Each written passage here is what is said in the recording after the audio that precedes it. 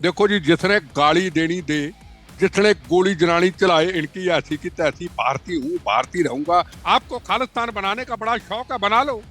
Canada के अंदर बहुत जगह खालिस्तान बना लीजिए। लाहौर में बना लीजिए खालिस्तान, जो पहले पंजाब था हमारा, वहां बना लीजिए खालिस्तान। आपको वहां से थ्रू पाकिस्तान आईएसआई फंडिंग आती है।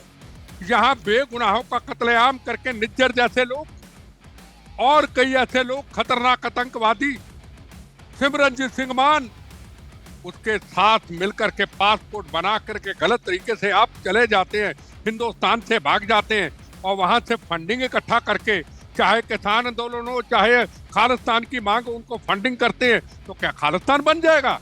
ये सब ड्रामा है, सब दिखावा है। अल्ले पल्ले इनके कुछ नहीं। इनकी ऐसी की तैसी आओ ना, खालिस्तान मांग लो यहाँ हिंदुस्तान में। अगर हिंदुस्तान का 100 आदमी भी आपके साथ चल जाए, मैं भी आपकी मूवमेंट से शामिल हो जाऊंगा। पाकिस्तान के अंदर परमजीत सिंह पंजवड़ को मारा गया, जिसने मेरे ऊपर भी हमला किया था। वहां को लागदात होगी, वहां को उनकी लड़ाई होगी। क्या वहां किसी ने उसको मार दिया? हिंदुस्तान की जिम्मेदारी क्यों?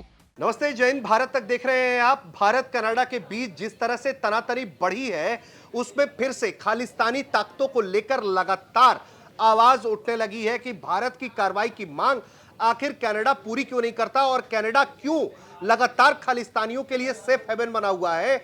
और तो और जस्टिन ट्रूडो जिस तरह से खालिस्तानी समर्थकों यानी कि भारत के खिलाफ, भारत के टुकड़े करने वालों के साथ जिस तरह से खड़े दिख रहे हैं, आखिर ऐसा क्यों है, इसे समझने के लिए हमारे साथ जुड़ रहे हैं मनजिंदर सिंह जीत सिंह बिट्टा साहब, जिसे हम एमएस बिट्टा भी कहते हैं, लेकिन आम आवाम उन्हें अमर शहीद बिट्टा साहब के नाम से जानती है, क्योंकि कई बॉम्ब अटैक्स उन्होंने सरवाइव किए हैं, खालिस्तानियों के हमले सरवाइव किए हैं। और आज के वक्त में वो all India anti terrorist front एक संस्था भी चलाते हैं, पूर्व कैबिनेट मंत्री भी रहे हैं। बिट्टा साहब, बहुत स्वागत है आपका भारत तक पर। वंदे मातरम, वंदे मातरम। बिट्टा साहब, खालिस्तान के बारे में सुन रहे हैं आप भी, जिस तरह से कनाडा के प्रधानमंत्री जस्टिन ट्रूडो बयानबाजी कर रहे हैं, उसको लेकर क्या राय है आपकी? मैं पहले तो शुरुआत से अपनी बात, खालिस्तान के मुद्दे पे बात हुई, मैं करना चाहता हूँ। 14 बार शरीर पे हमले सहने के बाद, बम ब्लास्ट होने के बाद, 70 लोग मेरे साथ जवान शहीद होने के बाद, खून बहाने के बाद, 36,000 बेगुनाहों का कत्लेआम जो पंजाब के अंदर हुआ, 19,000 हिंदू भाइयों का कत्लेआम हुआ, उन शहीदों की कसम खा के कहता हूँ, खालिस्तान ना कभी बना था, ना कभी बनेगा, ना कभी बनने देंगे। बनेगा तो गंदी हनेरी की तरह एमएस बिट्टा के टूटे शरीर से, जख्मी शरीर से, हमारी लाशों से गुजर जाएगा। प्रथम राष्ट्र था, प्रथम राष्ट्र है, प्रथम राष्ट्र रहेगा। मेरी शुरुआत पहले तो यहां से। दूसरा, मैं आपको एक बात कहना चाहता हूं। वो खालिस्तान बनाना चाहते हैं ना कनाडा के अंदर, ऑस्ट्रेलिया में कुछ ताकतें, अमेरिका में कुछ ताकतें। हम कहते बनाओ खालिस्तान, कोई दिक्कत नहीं, आप खालिस्तान बना लो। आपको खालिस्तान बनाने का बड़ा शौक है, बना लो। कनाडा के अंदर बहुत जगह खालिस्तान बना लीजिए। लाहौर में बना लीजिए खालिस्तान, जो पहले पंजाब था हमारा, वहां बना लीजिए खालिस्तान। जब हिंदुस्तान से खालिस्तान की आवाज नहीं उठती है, तो कौन सा खालिस्तान बना लोगे आप? आपको वहां से थ्रू पाकिस्तान आईएसआई फंडिंग आती है। यहाँ बेगुनाहों का कत्लेआम करके निज्जर जैसे लोग और कई ऐसे लोग, खतरनाक आतंकवादी, सिमरनजीत सिंह मान, उसके साथ मिलकर के पासपोर्ट बना करके गलत तरीके से आप चले जाते हैं, हिंदुस्तान से भाग जाते हैं और वहां से फंडिंग इकट्ठा करके, चाहे किसान आंदोलन हो, चाहे खालिस्तान की मांग, उनको फंडिंग करते हैं। तो क्या खालिस्तान बन जाएगा? तुम्हारी ऐसी की तैसी, तुम खालिस्तान बना लोगे? तुम्हारे घर का राज है क्या? यह हिंदुस्तान धर्मशाला नहीं है जनाब। यह वो हिंदुस्तान है जहां हिंदू, यहाँ मुसलमान, यहाँ सिख, यहाँ ईसाई, हर धर्म मजहब को, उसको मुकम्मल अधिकार है यहाँ जीने का, यहाँ रहने का। ये भारत उनका है। और ये भारत, गुरु तेग बहादुर हिंद की चादर लाल किला के अंदर शीश निछावर किया, सिख कौम के लिए नहीं, मानवता के लिए। हिंदू भी, मुसलमान भी, सिख भी, ईसाई भी। गुरु गोविंद सिंह साहबजादे, उनके साहबजादों ने नियों में चनवा दिया गया मानवता की रक्षा की खातिर। ये वो धर्म जो मानवता की रक्षा की बात करता है। तुम किस खालिस्तान की बात करते हो? पहले 1 to 1 कोई ले लो, मेरे से बात करा दो। लाओ पन्नू को, पन्नू बोलता है ना, आए 1 to 1 मेरे से आ जाए। अगर उसकी खालिस्तान की बात में मैं हार जाऊं, मैं वादा करता हूं मैं कभी किसी चैनल पे डिबेट पे नहीं आऊंगा। कौन सा खालिस्तान चाहते हैं? हिंदुस्तान खालिस है हमारा। हमारे गुरु गोविंद सिंह जी का पवित्र स्थान नदेड़ साहेब, पटना साहेब। उनका आखिरी स्थान महाराष्ट्र, नदेड़ साहेब। इधर पटना साहब, उधर नदेड़ साहब। गुरु नानक जी के चरण कहाँ हैं अभी भी? उनकी खड़ाएं, उनके चरण, उनके साहबजादे के चरण, श्री चंद जी के चरण। लखपत साहब कहाँ पे? पाकिस्तान के बॉर्डर, गुजरात के अंदर। दिल्ली में बंगला साहब, हिंदुस्तान में। रकाबगंज साहब, हिंदुस्तान में। कौन से खालिस्तान की बात करते हैं? कौन सा खालिस्तान चाहते हैं? क्या ये वो खालिस्तान चाहते हैं कि पंजाब से जो भी जाएगा गुरु गोविंद सिंह जी के स्थान के ऊपर, पटना साहब, नंदेड़ साहब, दिल्ली में रकाबगंज साहब, बंगला साहब, शीशगंज साहब, क्या उसको पासपोर्ट लेके जाना पड़ेगा? तुम्हारी ऐसी की तैसी होए, तुम्हें पता ही नहीं खालिस्तान का मतलब क्या है। वो रोज उठाया तिरंगे झंडे को पैरों में रोल दिया, रोज उठे खालिस्तान के जिंदाबाद के नारे लगा दिए, रोज उठे वहां मूर्तियों को खंडित कर दिया। ये लोग खाली लोग, वेले लोग हैं। और ये जो कनाडा, ये जो ऑस्ट्रेलिया के अंदर, ये जो यूएसए के अंदर आवाज उठ रही है, इन देशों को मैं एक बात कहना चाहूंगा। आपके अगर देश को तोड़ने वाला व्यक्ति अगर हिंदुस्तान के अंदर आता है, हिंदुस्तान में आपके खिलाफ, कनाडा के खिलाफ, यूके के खिलाफ, ऑस्ट्रेलिया के खिलाफ, अमेरिका के खिलाफ साजिश करता है, तो हिंदुस्तान गुनाहगार है। हिंदुस्तान, आज का भारत दूसरे देश को तोड़ने वाला है, उसको शरण कभी नहीं देता है। आप उन लोगों को शरण देते हैं जो भारत को तोड़ने की बात करते हैं। क्या खूबसूरत बात की आपने, भारत के टुकड़े करने की बात आपने शुरुआत की। क्या भारत के, हमारा भारत माँ, हमारा देश, सेकुलरिज्म का मुल्क, उसको आप तोड़ने की बात करने वाले, आप उनको शेल्टर देते हैं। ट्रूडो उनको शेल्टर देता है, ऑस्ट्रेलिया में कुछ लोग उनको शेल्टर देते हैं और नाम लगाते हैं हिंदू धर्म का। अरे हिंदू धर्म अगर ने कुछ किया होता तो पता चलता। पंजाब के अंदर 19,000 हिंदू भाइयों का कत्लेआम हुआ है जनाब। 19,000। 84 के दंगे हुए, इन लोगों की गलतियों से 84 के दंगे हुए। ब्लू स्टार ऑपरेशन हुआ, इन लोगों की गलतियों से हुआ। इतिहास के खूनी पन्नों को खोलने की कोशिश कर रहे हैं। ये मुल्क, इतना प्यारा खूबसूरत मुल्क, ये रोज डिस्टर्ब करते हैं। और सबसे बड़ी बात जो मुझे अफसोस की बात लगती है, सिख धर्म से को पंजाब, हिंदुस्तान के अंदर आवाज ही नहीं उठती। क्यों? पूरे देश के अंदर गुरुद्वारा साहब है हमारे, वहां सिख भाइयों से ज्यादा हिंदू धर्म, मुस्लिम धर्म, ईसाई धर्म नमस्तक होता है। और अमृतसर की मिसाल, हरमंदर साहब के अंदर, मैं वहां का रहने वाला। अभी गोवा से कोई 15 फैमिली आई, ईसाई धर्म की बर्तनों की सेवा की, फर्शों की सेवा की, मत्था टेकने आए। उससे पहले सऊदी अरब से को मुसलमान, मेरे दोस्त के दोस्त आए सऊदी अरब से, एक मुसलमान भाई परिवार समेत मत्था टेक के गए। गुजरात के लोग 2-2 बसें लेकर के वहां मत्था टेकने जाते। ये वो स्थान सिख धर्म का, ये वो पवित्रता सिख धर्म की। ये हिंदुस्तान के साथ तो गदारी करते हैं, ये अपने गुरुओं के साथ भी धोखा करते हैं। बिट्टा साहब, मैं आपने इतनी इंपॉर्टेंट बात कह दी। मेरे पास ट्रूडो को लेकर, पन्नू को लेकर सवाल है, आगे पूछूंगा। लेकिन पहले आपकी बात से एक सवाल जो सामने आ गया वो ये कि जो लोग खालिस्तानी ताकतों को बढ़ावा दे रहे हैं या जो खालिस्तान की मांग कर रहे हैं, तो आपने कहा कि जितने पवित्र सिख धर्म स्थल भारत के अंदर है, क्या ऐसा ये लोग चाहते हैं कि जो पूरी सिख कौम है उसको पासपोर्ट लेकर आना पड़े हिंदुस्तान के अंदर? तो ये जो आपने मुद्दा उठाया है, तो ये क्या कौम के अंदर भी आपके यहाँ इस बात को लेकर चर्चा है? आप लोग अपने लोगों को बताते हैं कि देखो ये जो खालिस्तानी ताकतें हैं वो आपसे क्या करवाना चाहती हैं, आपके अपने पवित्र धर्म स्थलों से आपको दूर करना चाहती हैं?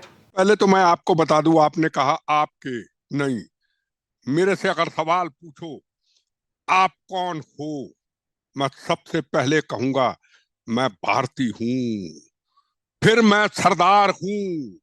क्योंकि ये हिंदुस्तान भारत है, भारत, भारत के अंदर सबका जन्म हुआ है। ये वो भारत है, मैं पहले भारतीय हूं। मैं दूसरी बात, आपको हमको क्यों बार बार इंटरव्यू लेना पड़े, क्यों ढूंढना पड़े? मैं एक जनरल बात करता हूं। अभी 2 घंटे के बाद किसी चैनल के अंदर डिबेट छोड़ दो, कोई ऐसी रुमाल निकाल के मेरे सरदार भाई फटाफट टनाटन पगड़ी पुगड़ी फिट करके आ जाएंगे। पर जब खालिस्तान की बात होगी, जब ट्रूडो की बात होगी, जब ऑस्ट्रेलिया से आवाज उठेगी, जब अमेरिका से आवाज उठेगी, दबी दबी आवाज टेलीफोन करोगे, हम तो बिजी हैं, जब फोन ही नहीं उठाएंगे। ये मेरा अनुभव है। हमें पहले भारतीय अपने आप को कहना होगा, वो भारतीय जिस भारत के अंदर गुरु तेग बहादुर, हिंद की चादर गुरु गोविंद सिंह महाराज, बड़े बड़े महान योद्धों ने इस राष्ट्र के अंदर अपना जन्म लिया और इस राष्ट्र के अंदर वो राष्ट्र के लिए, मानवता के लिए चले गए। क्यों नहीं ऐसा हो सकता?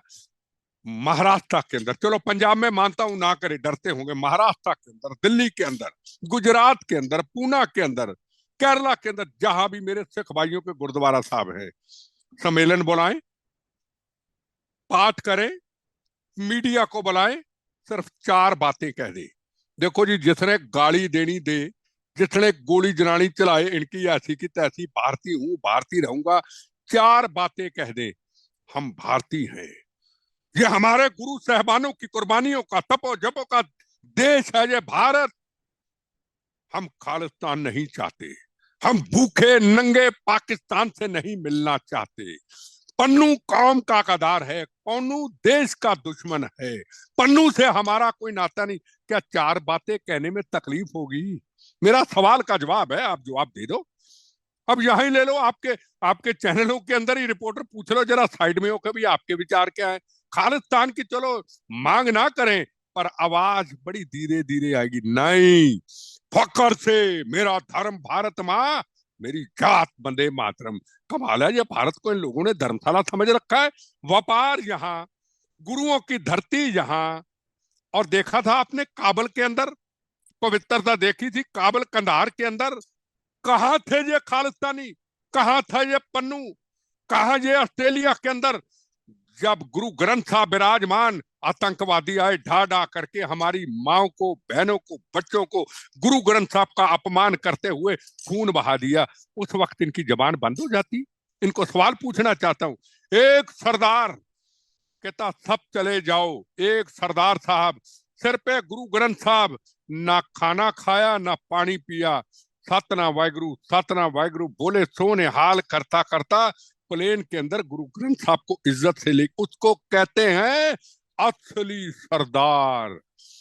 अरे गुरु ग्रंथ साहब के पास सबको शहीद कर दिया जाता है। जम्मू कश्मीर के अंदर कई वर्ष पहले 35 के करीब सिखों को निकाल करके एक लाइन पे खड़ा करके मार दिया जाता है। और पाकिस्तान के अंदर ननकाना साहब गुरुद्वारा साहब का अपमान होता है। रोज हमारी बहू बेटियां, हिंदू सिख सब हम एक, उनका अपमानित किया जाता है, उनकी इज्जत के साथ खिलवाड़ होता है। उस वक्त पन्नू कहाँ है? उस वक्त खालिस्तानियों आप कहाँ हो? उस वक्त आपकी जमीर मर जाती है। उस वक्त पाकिस्तान के टुकड़ों पे चढ़ करके आप खालिस्तान की बात करते हो। जो पाकिस्तान हमारे गुरुद्वारा साहब का अपमान करता है, हमारे सिख भाइयों का अपमान करता है। ये मेरे सवाल हैं। ये सब ड्रामा है, सब दिखावा है, अल्ले पल्ले इनके कुछ नहीं। इनकी ऐसी की तैसी, आओ ना खालिस्तान मांग लो यहाँ हिंदुस्तान में। अगर हिंदुस्तान का 100 आदमी भी आपके साथ चल जाए, मैं भी आपकी मूवमेंट से शामिल हो जाऊंगा। कौन से खालिस्तान? क्या पंजाब के बाहर जो पंजाबी हैं, क्या हिंदू जो पंजाबी उनको को रहने देगा? क्या सिख जो पंजाबी उनको को रहने देगा? उनको को चलो जी बोरी बिस्तरा लेके चलो पंजाब के अंदर। अगर आप यहाँ ऐसा, तो यहाँ नहीं क्या है, क्या होगा हमारा? पर हमें फख्र है हिंदुस्तान के लोगों के ऊपर, जो इतना कुछ होते हुए भी ये गुरु महाराज की सजाई हुई पगड़ी, जो हमारे, हम पापी गुनाहगार हैं, हमारे सिखों पे सजाई है ना, इसके आगे नमस्तक होते, सिर झुकाते। कभी भी एक गंदा लफ्ज सिख कौम के खिलाफ एक आदमी नहीं मैंने बोलता हुआ देखा। चाहे इन्होंने 36,000 लोगों का कत्लेआम खालिस्तान ने कर दिया, चाहे 19,000 हिंदू भाइयों का कत्लेआम कर दिया, पर अफसोस, पीड़ा, हृदय दुखता है जब सिख कौम के किसी धर्म के ठेकेदार की आवाज उठती नहीं है कि हम खालिस्तान नहीं चाहते। जब ऐसा खालिस्तान का मुद्दा, टेलीफोन बंद, घर में बैठ जाते हैं। ये दुकानदारी जब बंद होगी ना, ये ट्रूडो, ये अमेरिका के अंदर चंद लोग सब भाग जाएंगे। निकले सड़क पे, निकले अच्छा तिरंगे झंडे लेके। बिट्टा साहब, पूछना यह है मुझे आपसे कि आपने सुना अभी हाल में गुरवंत सिंह पन्नू ने कहा कि उसने कनाडा के पीएम को कई तरह के दस्तावेज मुहैया कराई, खुफिया जानकारी मुहैया कराई, और वो उनसे लगातार संपर्क में है, और उन्हीं के कहने पर ये फिर मुद्दा सारा उठा है। तो आप मुझे ये बताइए कि क्या वाकई में ये जो लिंक है पन्नू का, कनाडा का, तो ये पूरा पाकिस्तान का सेकंड ऑपरेशनल होम है कनाडा क्या? नहीं नहीं नहीं, मैं बताऊं, अकेला कनाडा नहीं है जनाब, अकेला पाकिस्तान, चाइना भी साथ है, चाइना भी साथ है। अब वो कह रहा है ना कि अरुणाचल के अंदर जो जमीन है ये तो चाइना की है। इस सारे को पूछे, तू चाइना का मामा मामा लगता है? तू हिंदुस्तान में तेरा जन्म हुआ, हिंदुस्तान से तू वहां चला गया, चाइना तेरा कहां से रिश्तेदार आ गया? इसको पूछना चाहता हूं। फिर मेरा सवाल का लाखों सवालों का एक जवाब, पंजाब से, हिंदुस्तान से मेरा सिख भाई क्यों ना बोले? हिंदू बोले तो फिरका प्रस्त, हिंदू बोले तू नफरत फैलाने वाला, हिंदू बोले तू आरएसएस, हिंदू बोले तू बीजेपी, तो सिख भाई चुप रहे क्यों? क्या ये देश हमारा नहीं है? क्या हम कारोबार नहीं करते? क्या हमारे गुरुओं ने, साहबानों ने यहाँ खून नहीं बहाया है? ये सवालों के जनाब बहुत बड़े सवाल हैं।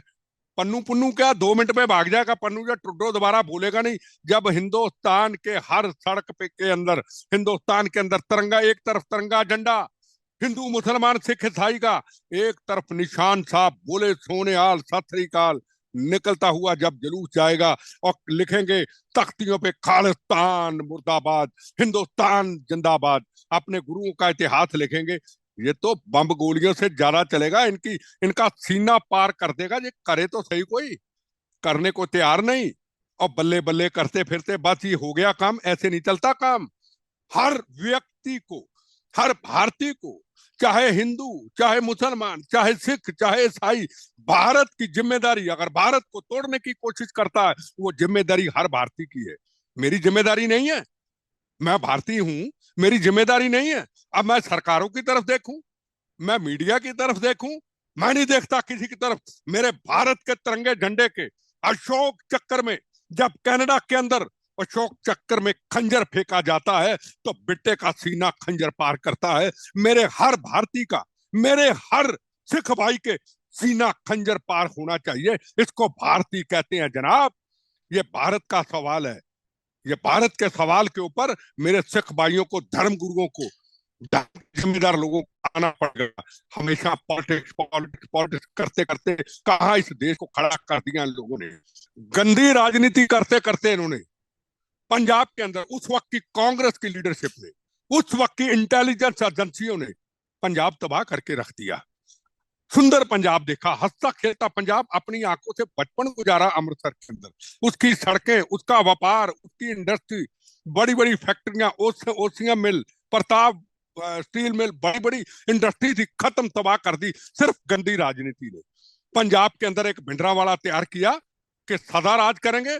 सदा राज करते करते पंजाबी हाथ से गवा दिया, और आज पंजाब कहां खड़ा हो गया। मैं तो एक बात कहूंगा जनाब, ये एक व्हाइट पेपर जारी होना चाहिए कि पंजाब की बर्बादी, पंजाब की खालिस्तान की नींव रखने वाला 84 के दंगे और ब्लू स्टार ऑपरेशन और 36,000 बेगुनाहों का कत्लेआम क्यों हुआ, इसकी कोई चर्चा करने को तैयार नहीं। हम आगे आगे चलते जा रहे हैं। कम से कम वो पॉलिटिकल पार्टी हो, या जो भी लीडर हो, या जो भी उस वक्त के अधिकारी हो, उनके चेहरे सामने आए कि गंदी राजनीति करते करते इस देश का कितना बड़ा नुकसान, उस जनरेशन का कितना बड़ा नुकसान हो जाता है। आप पंजाब के अंदर देख लो, हर नौजवान विदेश को जाना चाहता है, हर नौजवान कनाडा जाना चाहता है।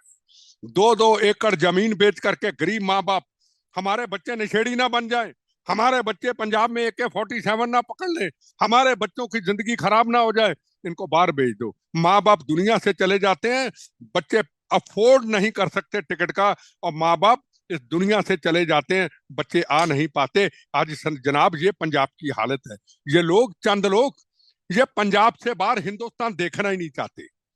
ये Punjab Canada, UK, America, Australia तक सीमित रह गए। इन्होंने पंजाब से बाहर देखना इनको अच्छा ही नहीं लगता।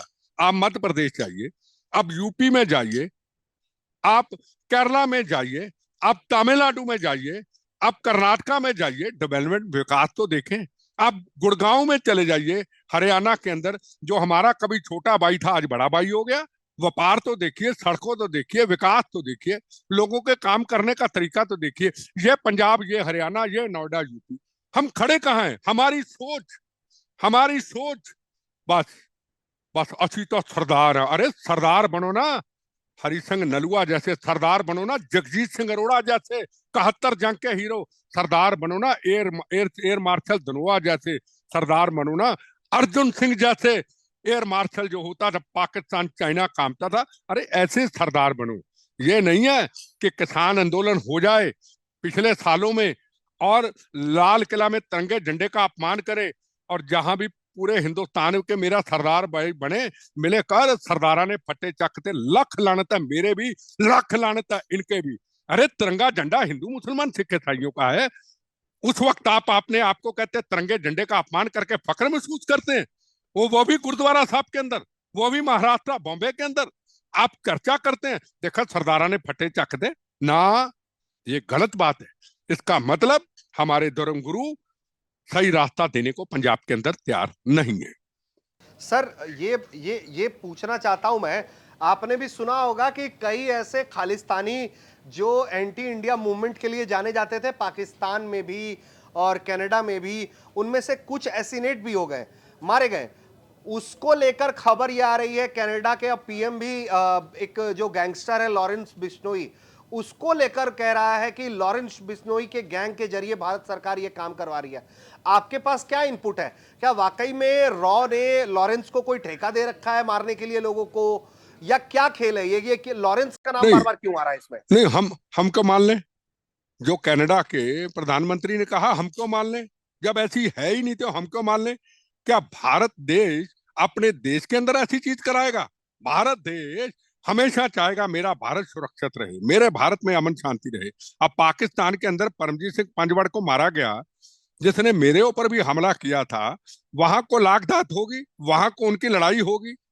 क्या वहां किसी ने उसको मार दिया? हिंदुस्तान की जिम्मेदारी क्यों? अब जाके यूके के अंदर तिरंगे झंडे का अपमान होता, कांडा के ढांडा को उसको, वो मर गया अस्पताल के अंदर, हार्ट अटैक से मर गया, बीमारी से मर गया। हिंदुस्तान बीच में कहां से आ गया?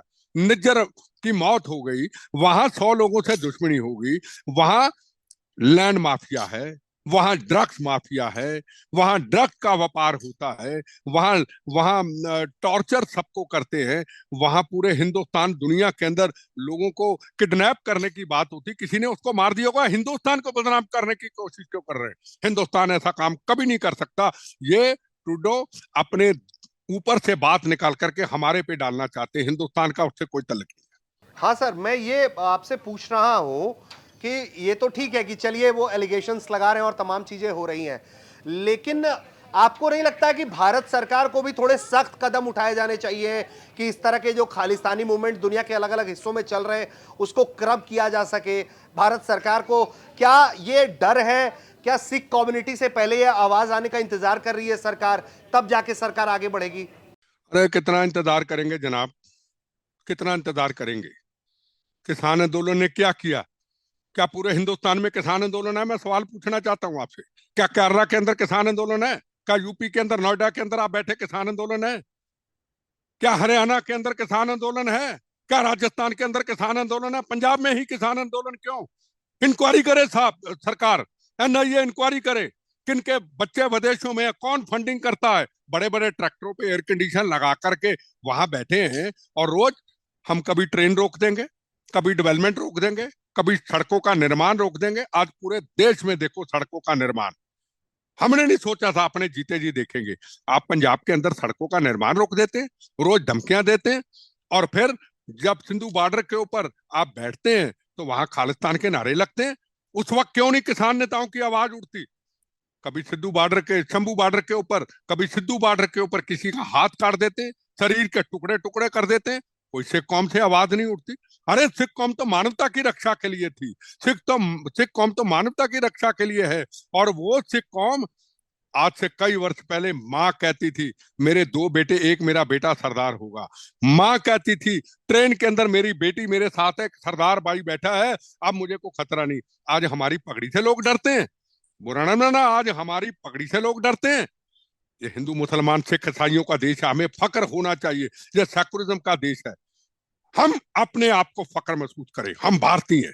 मैं हिंदुस्तान के कोने कोने पे जाता हूं, मुझे फख्र है हिंदुस्तान के लोगों के ऊपर, किसी कौम और किसी मजहब का हो, कहता ये भारतीय आ गया। मेरी पहचान, अगर भारत लोगों ने मुझे मेरी पहचान भारतीय दी है, फिर मेरी पगड़ी की शान है, तो दूसरे क्यों ना बनाए। अच्छी जी, अच्छी तो पंजाब दे, अच्छी खालिस्तान तो हटी है, अच्छी जी तो अच्छी खालिस्तान बनने दिया तुम्हारा, या खालिस्तान तुम्हारा बनने देंगे। उठे सिख कौम से आवाज, उठे सिख धर्म के गुरुओं से आवाज। हल्का सा गलत बोल दिया और हंगामा, उसने तो ये बोल दिया। मैं चैलेंज करता हूं, आओ, मैं इनकी हकीकत एक एक को, अच्छे को भी बुरे को जानता हूं। अपनी जिंदगी का बचपन, अपनी जिंदगी की जवानी, जिंदगी के जख्मों से, अस्पतालों से, आज भी मैं एक एक इनकी हकीकत जानता हूं, इनके दम क्या है। बस एक कोई है, असीता मार देने हैं, हम तो बम्बों से उड़ा देंगे, और यही रह गया। मार दो, मार दो, मार के क्या करोगे, मार दो यार। पर भारत के ऊपर आंच नहीं आने देंगे। पन्नू, मेरी बात याद रखना, कि तेरे में दम है ना, टुट्टर से आदमी, तेरे में दम है ना, आजा आजकल के आपके चैनल में 1-to-1 बहस कर ले। पहले तुम्हें टाइम, फिर मेरा टाइम। मैं हार जाऊं या मैं कभी तेरे खिलाफ नहीं बोलूंगा। कौन से खालिस्तान, कनाडा में जाके, ऑस्ट्रेलिया में जाके, यूके में जाके, यूएसए में जाके, कनाडा कनाडा में जाके खालिस्तान की मांग करते हो। आओ ना यहाँ पे खालिस्तान की मांग करो। आप कैमरे लेके जाइए, गुरुद्वारा के अंदर पूछो खालिस्तान चाहते हैं, कोई सरदार कह दे कि मैं खालिस्तान चाहता हूं, मुझे पकड़ लेना है। 5-7-10 लुट्टू से होंगे जो कह देंगे। कौन खालिस्तान चाहता, पर डर के मारे कई लोग बोलते नहीं है। पर अंदर किसी के खालिस्तान नहीं, अंदर उनके ये गुरु महाराज का पवित्र स्थान है। सर, एक आखिरी सवाल अब आपसे मैं लूंगा। मेरा आखिरी सवाल यह है कि आप पर भी जो इन लोगों ने जो टेरर अटैक्स किए, उसमें से कुछ लोग एसिनेट हो गए पाकिस्तान में, और अब एक बार फिर आप खालिस्तान की आवाज उठती हुई सुनाई पड़ रही है कनाडा के अंदर से। इसके पीछे पाकिस्तान भी है। कैसा लगता है कि आप पर हमला करने वाले लोग मारे गए हैं, उसको लेकर क्या थॉट्स हैं आपके, और खालिस्तान की मांग करने वालों को क्या है आपका जवाब? देखो जी, इन्होंने 14 बार हमले हुए के तो चले गए। देवेंद्र पाल भुल्लर जाके दिल्ली में जो ब्लास्ट हुआ था मेरे ऊपर, रायसीना रोड के अंदर 35 लोग शहीद हुए। अब वो परोल पे हैं। हर पॉलिटिकल पार्टी फांसी से बचा देती है, हर पॉलिटिकल पार्टी फांसी से बचा देती है। चाहे हम पार्टी हो, चाहे कांग्रेस हो, चाहे कोई हो, हर पार्टी बचा देती है। हम अकेले हैं। हम बार बार यही कहना चाहेंगे, दुश्मनों का सितम का खौफ नहीं, अपनों की वफा से डरते हैं। पॉलिटिकल पार्टियों को एक बात कहना चाहूंगा, सबको, गंदी राजनीति मत करो। जहां राष्ट्र का सवाल आ जाए, जहां देश को तोड़ने की वो बात करने वाला हो, उस पर कोई हिंदू मुसलमान सिख ईसाई नहीं होना चाहिए। उस वक्त वोट बैंक की राजनीति नहीं होनी चाहिए। हम आखिरी दम तक लड़ेंगे, लड़ते हैं और लड़ते रहेंगे। पर हिंदू के कभी टुकड़े होने के बाद हम कभी बर्दाश्त नहीं करेंगे। बिल्कुल। तो बहुत शुक्रिया बिट्टा साहब, भारत तक से बातचीत करने के लिए आपने अपना कीमती वक्त दिया, और खालिस्तानियों को और पन्नू को सीधी चेतावनी भी दी है कि इनसे होकर गुजरना पड़ेगा अगर खालिस्तान का कोई ख्वाब भी देखना चाहता है। उम्मीद करते हैं कि आपको ये बातचीत पसंद आई होगी। आप देख रहे थे भारत तक।